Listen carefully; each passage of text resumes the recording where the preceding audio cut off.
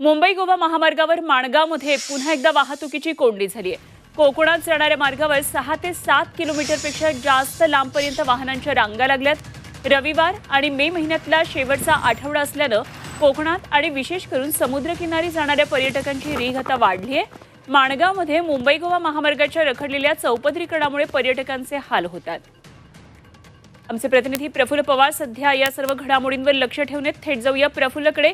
प्रफुल्ल, काय नेमकं झालंय? मोठी वाहतुकीची कोंडी ठिकठिकाणी दिसतीये। मुंबई गोवा महामार्गावर काय कामं रखडलेली दिसतात?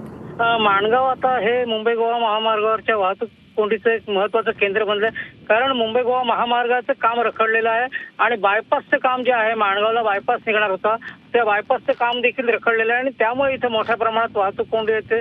आता खरं तर कोकणात येणारे आणि जाणारे प्रवासी जे आहेत, चाकरमानी आहेत, ते मोठ्या संख्येने येत आहेत। त्याचबरोबर पर्यटकांसाठी हा शाळेची सुट्टी। अमृत नोनी गॅस्ट्रिन, अपचन, ऍसिडिटी, गॅस्ट्रबल ह्यापैकी तुम्हाला कुठलाही गॅस्ट्रिक प्रॉब्लेम झाला, उपाय एकच, अमृत नोनी गॅस्ट्रिन। संपण्यापूर्वीचा हा शेवटचा वीकेंड आहे आणि त्यामुळे पर्यटकांची अक्षरशः मोठी गर्दी झालेली आहे कोकण किनारपट्टीवर आणि या पर्यटकांची वाहनं शनिवार रविवार असल्याने मोठ्या संख्येने रस्त्यावर उतरलेले आहेत आणि त्यामुळे वाहनांची संख्या वाढलेली आहे आणि त्यामुळे मोठी वाहतूक कोंडी महामार्गावर झालेली आहे। रस्त्याचं काम जे रखडलेलं आहे आणि त्यामुळे ह्या वाहतूक कोंडीचा मोठा फटका इथल्या पर्यटकांना आणि चाकरमान्यांना सुद्धा बसतोय। अनुपमा, धन्यवाद प्रफुल्ल, दिलेल्या या सगळ्या सविस्तर माहितीसाठी। वेळोवेळी आपल्याकडून माहिती जाणून घेत राहू। प्रफुल्ल पवार आमचे प्रतिनिधी आपल्याबरोबर।